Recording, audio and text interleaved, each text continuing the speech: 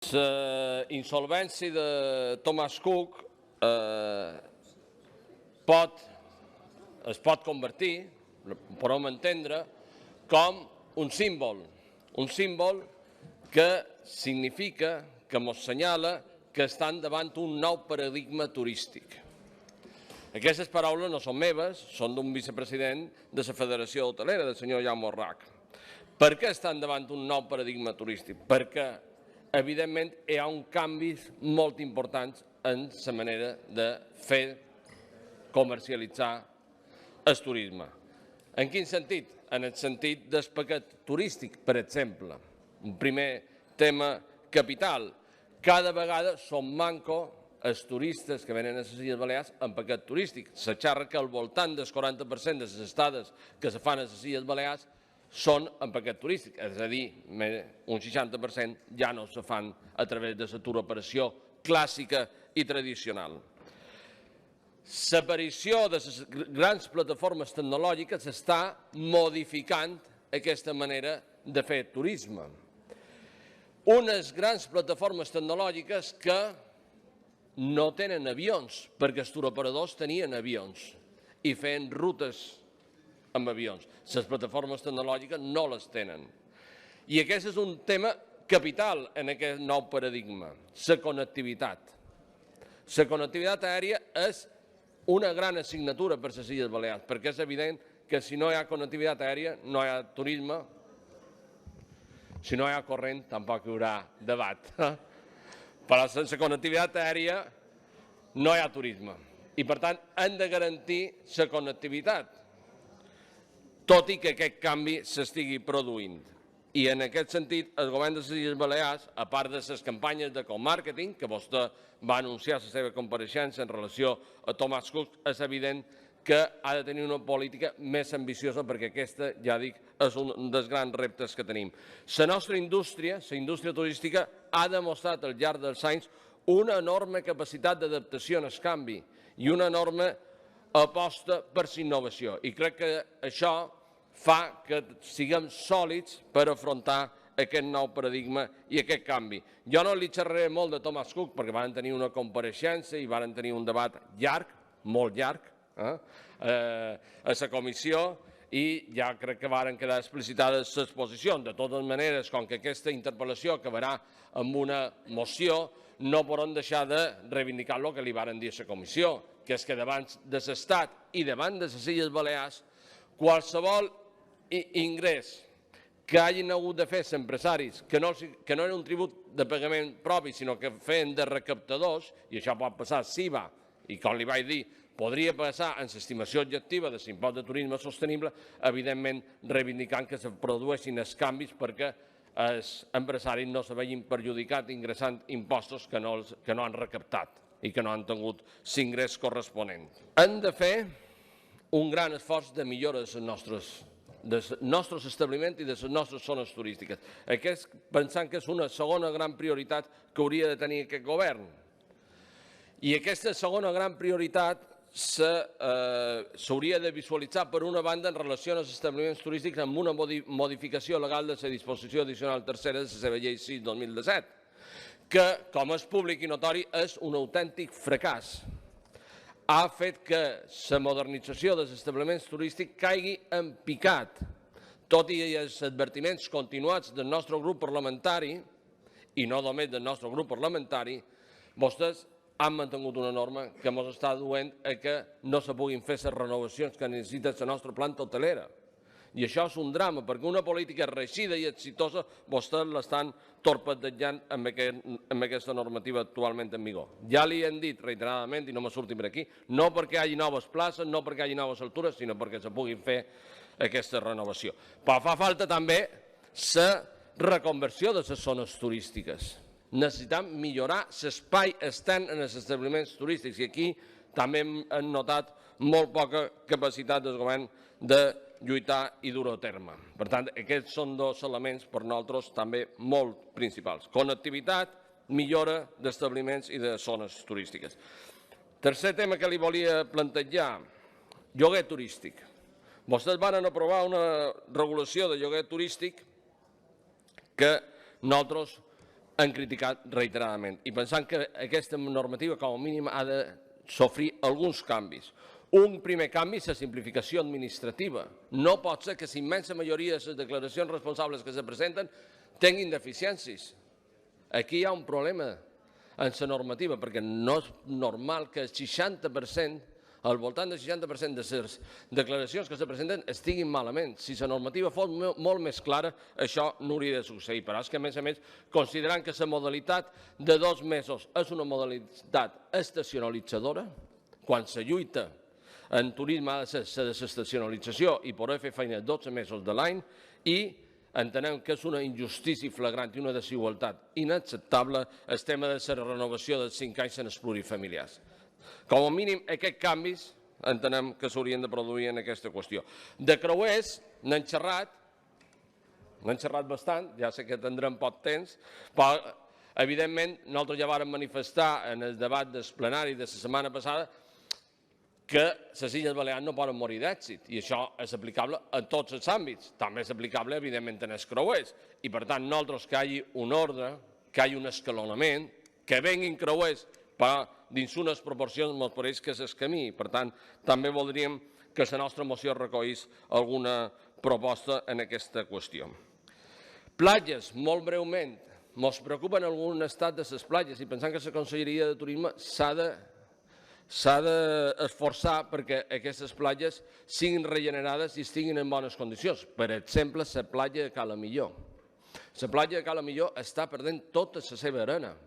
Això és un procés que passa a Cala Millor d'una manera molt clara, però que pot passar a les altres platges, segurament també per efectes del canvi climàtic. Per tant, aquí també hi ha un camí a fer d'estar preparats per les influències que puguin tenir aquest canvi climàtic sobre l'estat de les nostres platges i l'oferiment d'un gran producte per als nostres turistes com és la platja i la mar.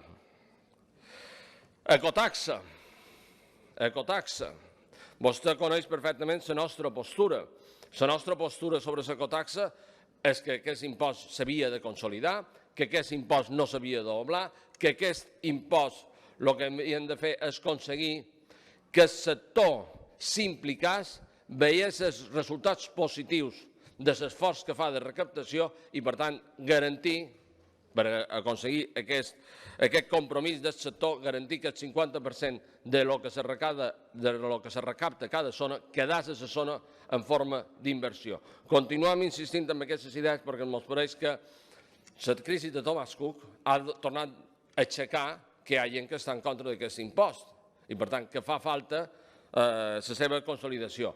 I no podem acceptar l'opinió que té el govern que, evidentment, l'ecotaxa té influències sobre el preu i, per tant, sobre la competitivitat de la nostra destinació, pensant que s'ha de mantenir, però dins unes proporcions no el podem anar incrementant exponencialment contínuament. Per tant, ho hem de repensar i fins i tot, a lo millor, a la temporada baixa ens hem de pensar si també s'ha de reduir de qualque manera per incentivar les estades en aquesta època de l'any.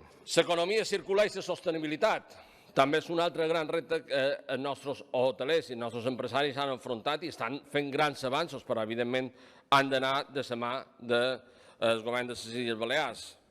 I la diversificació del producte, i amb això acabaré, som capdavanters en sol i platja, volem continuar sent capdavanters en sol i platja, és el bessó de la nostra activitat turística.